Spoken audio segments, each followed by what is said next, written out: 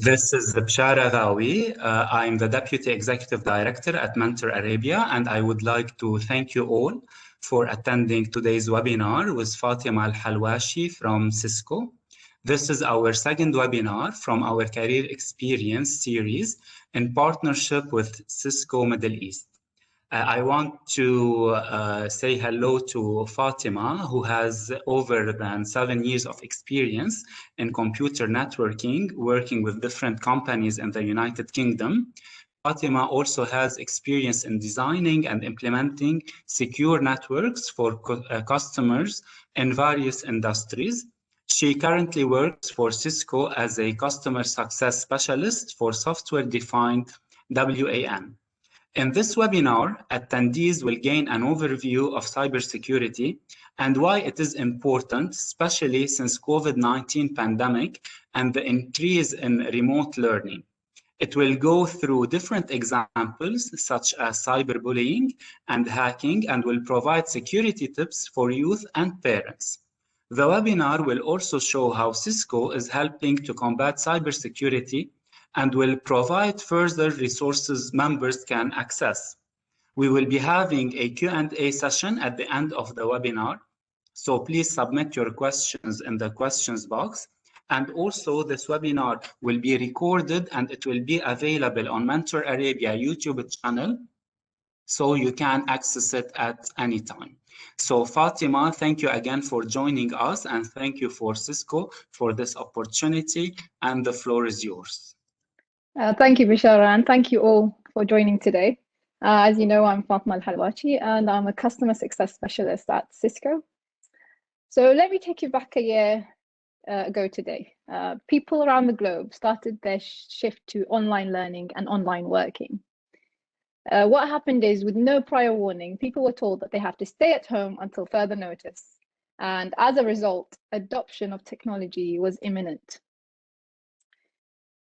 What happened is, since everyone shifted to online learning and online working, we saw a 600% increase in cyber attacks. And you think, why am I telling you this today? And my objective today is to raise awareness and help you protect yourself and family when you're online.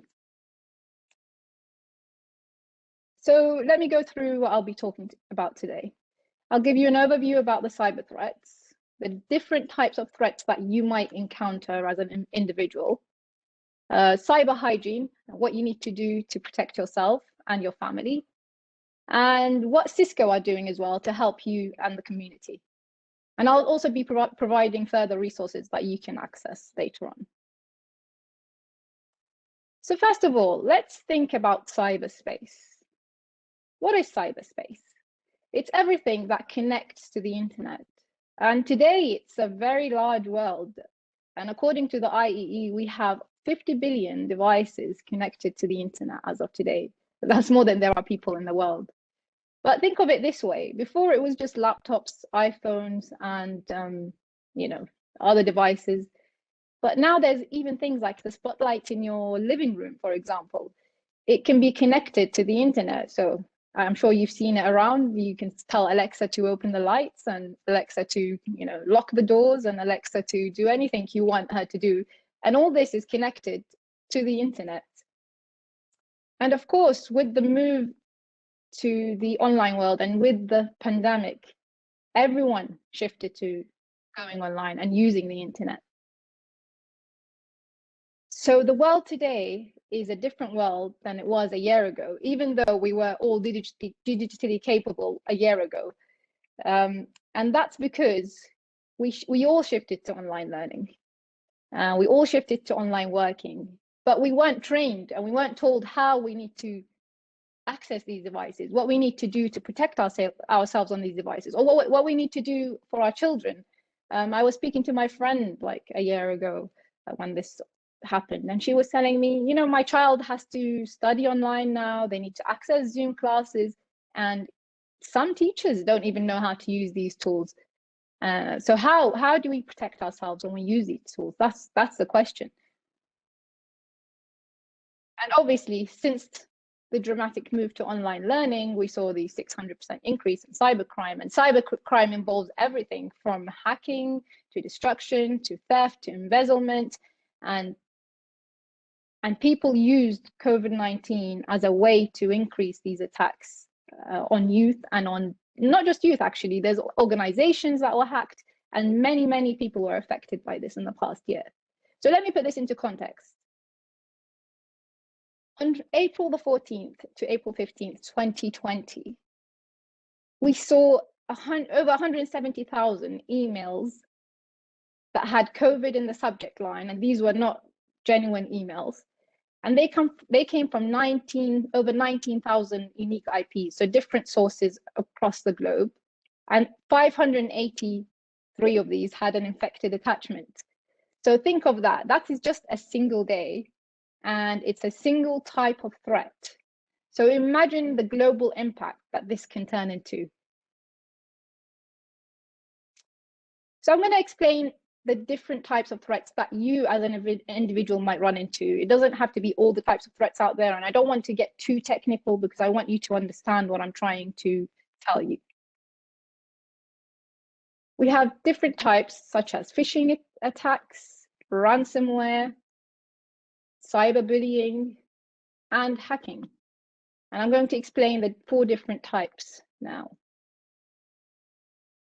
So let's take a look at phishing attacks. These are usually emails sent to you from different sources that you think you trust. So for example, you can get an email from a bank that says, you need to log in and fill out these details because we saw some random activity on your account and we want to help you fix this issue. But you should always remember that you'll never be asked by your bank account to fill out details on a specific link, for example. And 91% of cyber attacks begin with a phishing email. So they're the source of most of the attacks that we see today. So I'm going to show you a type of email and what kind of things you need to look out for. So you can see here, this is an example. Emails will always be sent from a public address. So if you're expecting an email from your bank, it will be the name of the bank usually. But if you see it's from at Gmail or at Hotmail, this is obviously something that is not genuine. And emails that have attachments from these official sources is probably not a genuine either, because it could be an infected link that you will end up downloading and causing infection on your computer. Also, there's things to look out for is like spelling mistakes. Check the link that they've attached on the email. So if you hover over the link, it usually shows you where you're meant to be going. And if this link doesn't look like it's the right link to the website that you usually log on to, then this is not genuine either, right? And sometimes they threaten you in the bottom of the link. So they will tell you, if you don't respond in 3 to 4 days or in 24 hours, then we're going to deactivate your account. So you should always be aware of these types of threats. And if I give you a story back, like maybe 10 years ago, I had an email from my bank. Well, it was a spam email actually, and it was telling me that I needed to log on because I had done various transactions that week and I needed to confirm these were correct. It wasn't a real email, but even I was going to fall victim for that email. And I realized, I logged onto that. I saw the email and I realized that week I actually had done various transactions. So it kind of added up and I had just woken up. So yeah, I learned a lesson that never to check your email when you first wake up. But I was about to respond to that email and I actually clicked on the link. But then I realized that it wasn't a genuine link. And then I remembered that, the bank will never ask me for these details. It was asking me for my password. It was asking me for my username, and it was asking me for my number and all this kind of information that I shouldn't be handing out for free, especially to someone that isn't my bank. So I'm going to move on to the next type of threat. This is ransomware. And they're all interconnected somehow. So ransomware usually can come from a phishing email, a link on a phishing email that you download and infect your device. So what happens with ransomware, And this usually affects large organizations. Like we had ransomware on the World Health Organization, we had it affect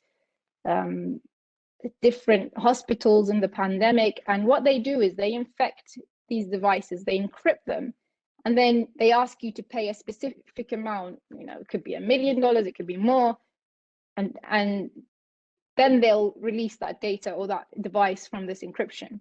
Obviously, you should never ever give into this kind of attack. And there are some tools out there that can help you decrypt these files that you can check online, but also you'll have to report it anyway. But never, try and never get into this stage of a ransomware. And what happens is, once your data is encrypted, you've lost that data because you can't access it. So let me show you how it can spread.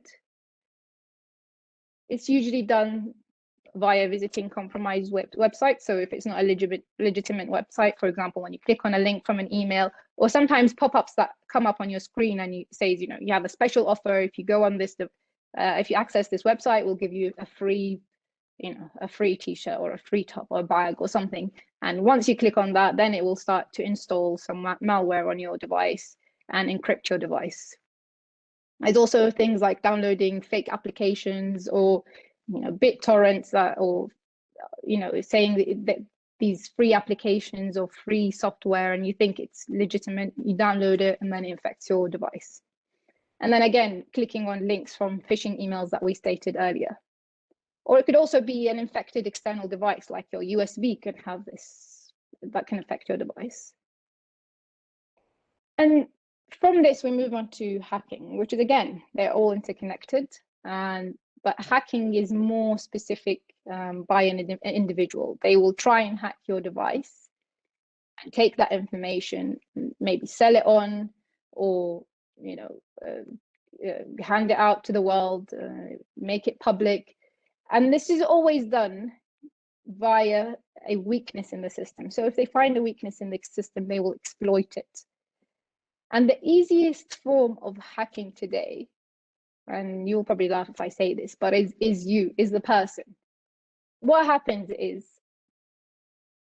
someone can call you and say they're from the Department of IT and ask you to, hand in your information, your name, your date of birth, your address, and then when they gather that information, they can actually use it to log on to your accounts because they have enough information to answer, for example, security questions, or they even ask you for your passwords. And this has happened to large organizations and not just individuals. So it's easy to get this information from people just by calling them and pretending to be someone that they're not. So moving a bit away from these type of threats, which are probably the basis to most cyber attacks today, we move into a sensitive topic, and that's cyberbullying. And 1 in 3 young people in 30 countries actually said they have been a victim of online bullying. And you can see it's a very widespread topic today, actually. For example, if you log on to Instagram and you go onto a picture and you see all the hateful comments, it doesn't have to be a child. I mean, it could be a young adult, something. You go and see the comments and you see people actually writing hateful comments to this person without any care in the world. And it's a very, very worrying topic, I could say. And it could be anywhere. It doesn't have to be on the internet. It could be, it doesn't have to be on Instagram. It could be on social media. It could be on a gaming platform. And because we are, because we have access to all these different people, it doesn't have to be people that we actually know, and we will be in the position where we can be bullied by anyone because there's so many cruel people out there in the world. So I think the signs to look out for, and it doesn't have to be a child, it could be your brother, your sister, or anyone, is to see if this child is going through such, issues or bullying. And some of the signs could be, the increase of using their mobile phones or their gaming devices. Sometimes they don't want to join into social settings. Some children don't like to share what they're doing on their devices. So maybe try and, ask them more about what they're doing, how you can, be more involved with that child and ask them more. And also, sometimes children shut down their accounts. So one day they'll open a new Instagram account just because the other one had so many hateful comments, and then they'll open another one just to try and get away from the bullying. So to end that point, I would say let's move on to see how we can protect ourselves online and how we can help our families as well. First of all, I would say protect your passwords, use strong passwords. I mean, everyone says this and maybe, I don't know, 1% abide by it, but don't use the same password on every account. Try to use 2FA, and maybe you don't know what 2FA means, but I'll give you an example. You've probably seen it on an email. So when you sign up for Gmail, they ask you if you put your mobile number, and what you can do is after you enter your password, they will confirm by sending you a text message, and you have to put in a code. And that's basically giving you an extra layer of protection on your account. There's also things like a password manager where you can store all your passwords so that you don't forget them, and that means you can use different passwords on different accounts. 2, think before you share. I mean, like a while ago on Instagram and on different social media platforms, we see people putting surveys out saying, what's my favorite food, my favorite job title, and a lot of people actually do this. And from that information, people can hack your account. It doesn't even have to be a hacker with, with great tools. It could be anyone. It could be me or your friend. And from this information, they can hack into your account using that information that you've provided them for free on your account. And don't forget, anything you share online will stay there forever. So always consider that, what you're sharing online. And again, think before you click. So try and avoid downloading all this malicious and infectious links on your device. And make sure you use antivirus protection on those devices and enable it. And there's a lot of free antivirus applications out there.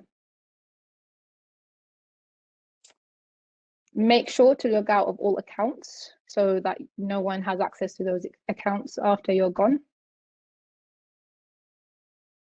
And be credit card smart. So when you log on to do some online shopping, first of all, try not to log on using public Wi-Fi, because someone can intercept that Wi-Fi. So if you're in a coffee shop or something and you want to buy something, disconnect from that public Wi-Fi and use your own data.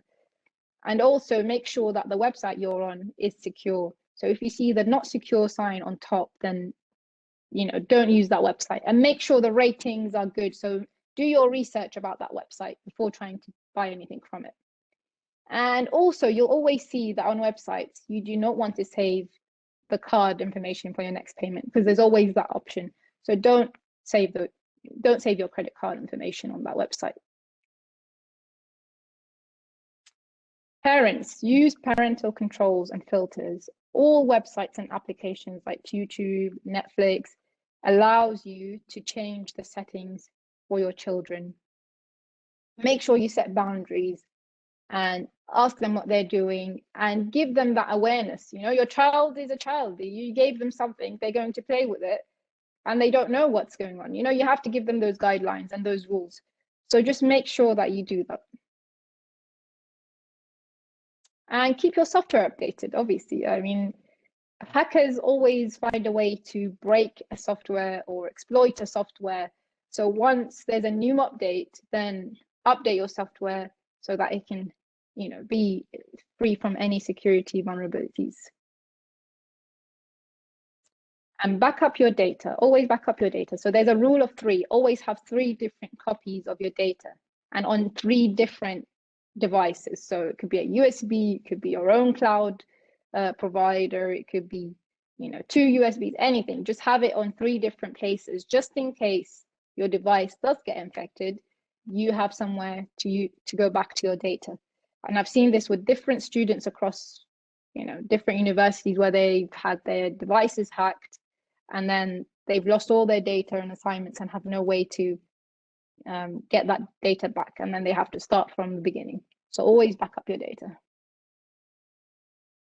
Review your app permissions. So don't allow the applications on your phone to access everything, and that can be easily done just by going through the settings and stopping that. So on your phone, if you just go on the application settings and make sure that your application can't access your device and can't access anything on where you are, so that they don't track you.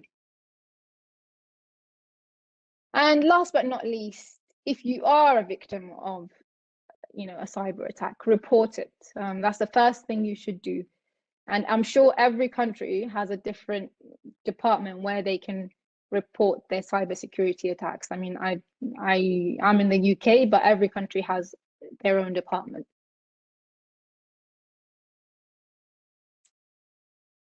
And once you've got all these, tips, I wanted to share with you how Cisco is also helping and can help you combat security attacks. We provide a free OpenDNS service, and this free service helps you block phishing websites. It's actually used in over 30 million different homes, schools, and businesses, actually. There is a paid version as well, but this free service, I really recommend every family should actually use it as a starting point. We also have this free antivirus. It's called Immunet, and it's a free service that you can download on Windows devices only. But again, it's something that you should take advantage of. We also have the Cisco Net Academy courses. So if people on here are interested in actually moving or understanding more about cybersecurity, there's a free course on the Cisco Net Academy which allows you to enroll, and there's different languages available. So there is an Arabic, and I think there's Chinese and Japanese. There's different languages that you can use to enroll, and it's free of charge. So I really recommend people that are interested in cybersecurity to actually enroll on this. And obviously there are some additional resources that you can check that we have also added, Cisco have also shared, and it's about keeping your family safe online and the guides that you need to use. And I've also shared the OpenDNS and the antivirus software links and the Net Academy training.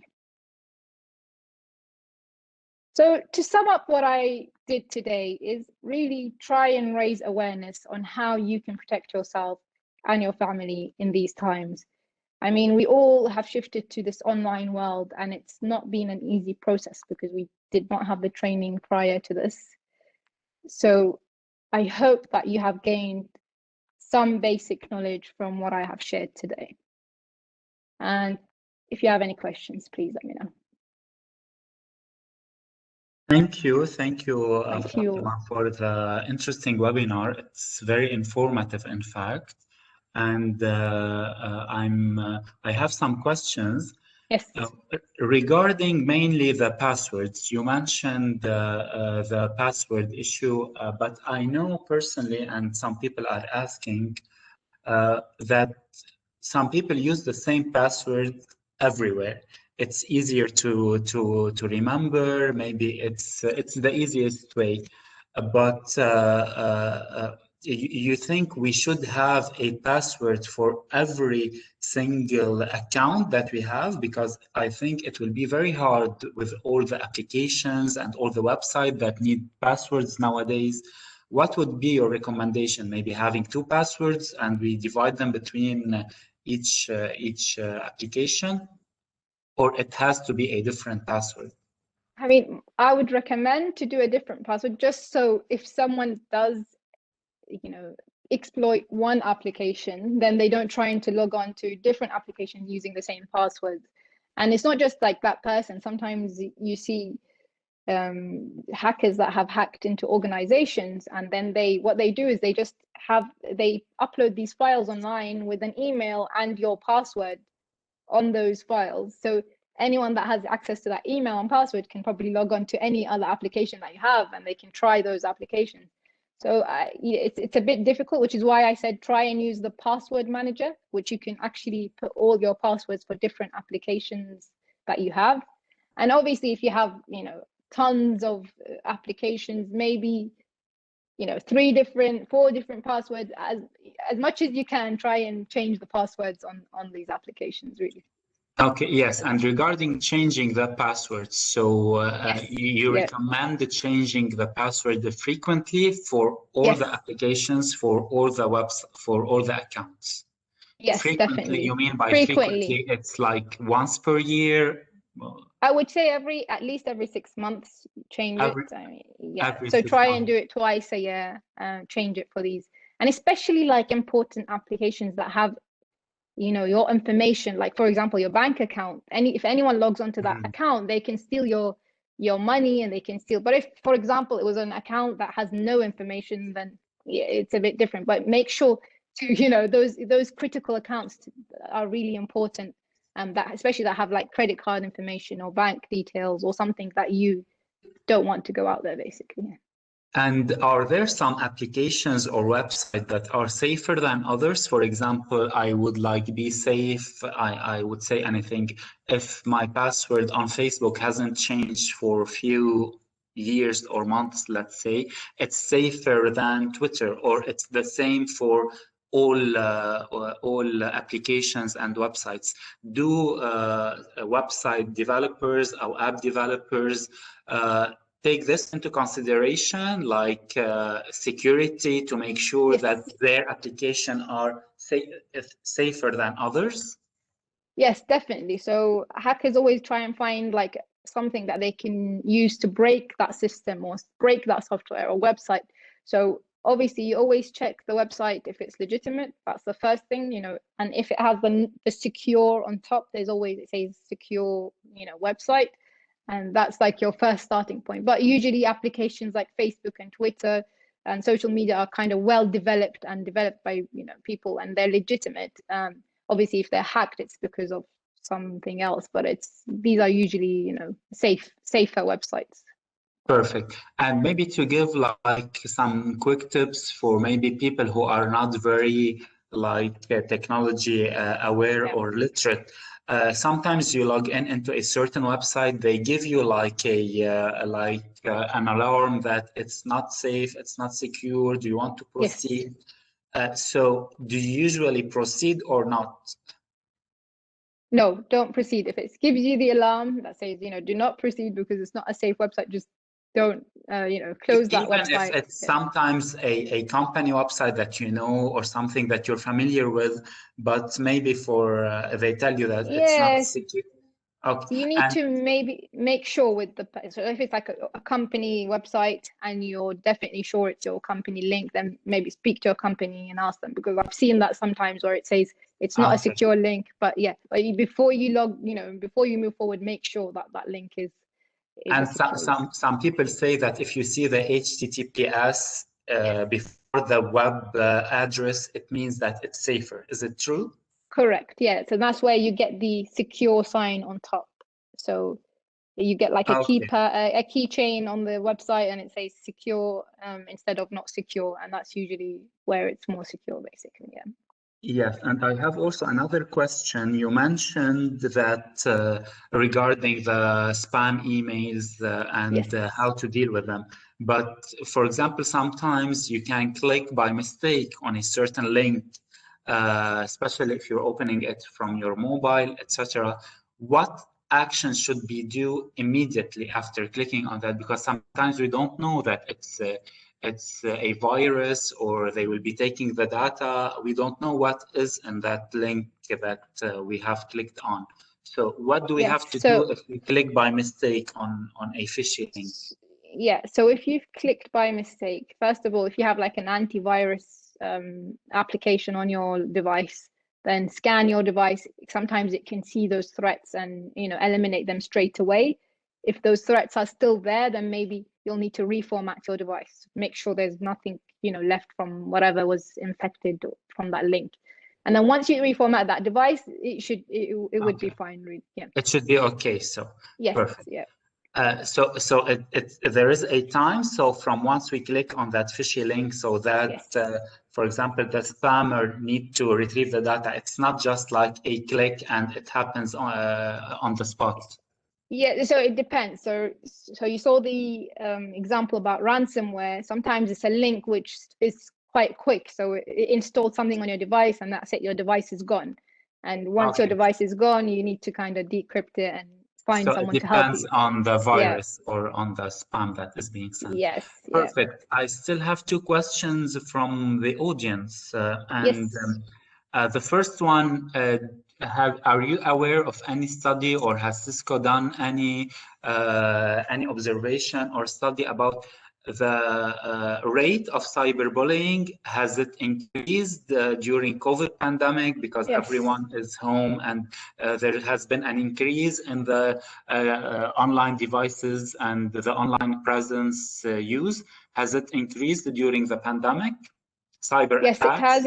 Yes, they have increased, and the links I provided in the end of the webinar has guides which show you the increase of cyber attacks since the pandemic and the different types of attacks as well, and it talks about cyberbullying into more detail.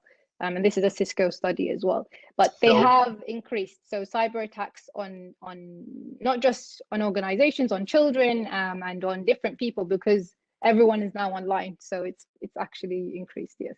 So did you use this data at Cisco maybe to improve your services, your way of dealing with those threats? Have they improved? Did you offer new services? So we've always been aware of, I guess, security from the security side. As a technology company, we're always providing secure products, and what we try and do is make sure that anyone buying these products have enough security to not fall into these kind of attacks. So what I was trying to do was bring it from a user perspective and not from a business perspective. But yes, when we increase security on these devices and increase awareness to other companies, they in fact become more secure. So any data that you give them is more secure because of what we are doing to help the community. And also our security software is usually based on dynamic. What it does, it recognizes all the phishing attacks and tries to stop them before they can come to you, basically. So it's a never-ending process. It's a never-ending process, yes.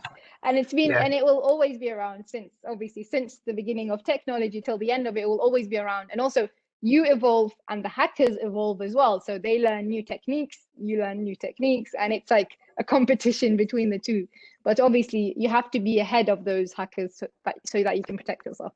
Yes, another question that are really interesting and really difficult. So good luck with that. So what are the steps or suggestions that parents need to follow to ensure that their children are protected online? You mentioned a few during the presentation, but if you can go in depth in that regard, especially now, all children are online, remote learning. Usually, some parents didn't allow their kids to have an online device before the age of 8, 10, 12. So now it's not an option anymore. They have to be online. So the threats are increasing. What is your advice to those parents? Yeah, my advice is you really need to be nosy. So get into that, go to your child, ask them what they're doing, make sure that you know what they're doing and they know what they're doing. So you ask them, what applications are you using? What are you doing with these applications, and make sure that they don't access things that they shouldn't. And one of the things I shared in the webinar was to use parental controls and filtering. And it might be difficult, but if you actually access applications, you can see that you can enable parental control so that they don't have to access things that they shouldn't be accessing. But again, always be involved with your child and ask them different questions about what they're using, and make sure that they're not going through hard times. And I think the easiest way is always just to be more involved with your child, and don't just give them the phone and forget about it and go away. And there's also the side of virtual learning. Sit with them when they're on their videos to make sure that they are actually in a classroom and not somewhere else, that they don't know what they could have accessed another link that said classroom, because we've seen an increase in links that have been sent to students because they're using online learning, and they're accessing links that they shouldn't be accessing because it says this is the classroom link, and then they're on something else, and they could be talking to someone that they do not even know. So if you're there and you're sitting with them, then it would be much easier. But I think that's where you should I start. totally agree, and especially our work at Mentor Arabia with you have to be next to your children, but at the same time you don't need to be like a spy or every time knowing what they are doing. So it's a very thin line that you shouldn't cross. You have to be aware, present, and at the same time you have to give them some trust. So they can feel, so they can feel that they are in control. So some few other questions as well. So you mentioned as well like bank accounts or online payments, and nowadays everything you are shopping, you are buying your groceries even online, from big items to small items. So we are using our credit cards here and there. How would we know that this specific website is safe to put our credit card details in it, even if we don't save it for next use? So is there like a specific website to check, or it's a word of mouth thing? Because we can buy from the grocery website to like big malls website. How would we know? So I think for big companies, you might already know, like if it's Amazon Prime or if it's a big company that you already know, then that's fine. But then for other companies that you're not really sure about, always check the ratings about those websites. So you can easily go online and do like a search that shows what is this website's rating, and you can see people saying, for example, this website is a scam, do not ever use this website.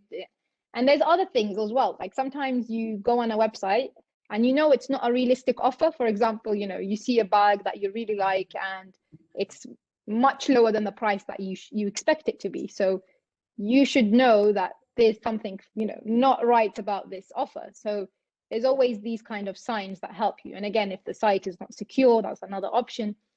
And even if you check all these things and you think it's secure, always use a credit card and not your debit card, because with a credit card, it's not your account, right? And the credit card always offers, so the credit card always offers you a protection, or actually from security attacks. So if you actually fall into this kind of attack, you speak to your credit card company, and they actually, if there's something wrong or they took more money than expected, they can reclaim that money much easier or give you back that money. So it's always better to use a credit card than a debit card, which is your actual account. Perfect. So this will be our last question. I guess it's from a young person who wants to pursue his studies. Is this like cybersecurity, or is it something that we study in university? Is it a major or is it a course? How can people or young people have this specialization? Or is it something they can learn online? Yeah, so there are options. Obviously, some degrees are just for cybersecurity. Sometimes it's computer science with a bit of cybersecurity. So it depends on the university. But there are courses online. There are many courses online that you can attend, which are just about cybersecurity, and that's why I offered the Net Academy that Cisco offer, and it's a free course where you can enroll online, and it's just about introduction to cybersecurity, and then they have like more advanced courses. So I think also different countries have Net Academy, which is like it offers free classes to different countries, which are Cisco classes as well. So, but yeah, you can use that as an introduction and see if you like it, because it's free, and then you can move on to get to university, to get a degree. So universities in Lebanon and in the Arab world offer this this specialization or this major. again, it depends on the university. I'm not sure, but most universities do offer like a cybersecurity, or it could be like you know, a specialization within a degree, like a computer science degree or a computer network degree or a computer security. Depends on the university, really. So as you mentioned, we advise those who are interested to go into Cisco website and take the like free online course, so they would have like an idea to see if they want to continue majoring in that. Fatima, thank you very much. It was very helpful for me, and I'm sure for the audience as well. The webinar will be available on our YouTube channel, Mentor Arabia, and we will have our third webinar with Cisco on April 13. We look forward to that. And we will put all the details of registration and the topics on Mentor Arabia social media accounts. Thank you very much, and have a great afternoon. Thank you for having me. Thank you. Bye.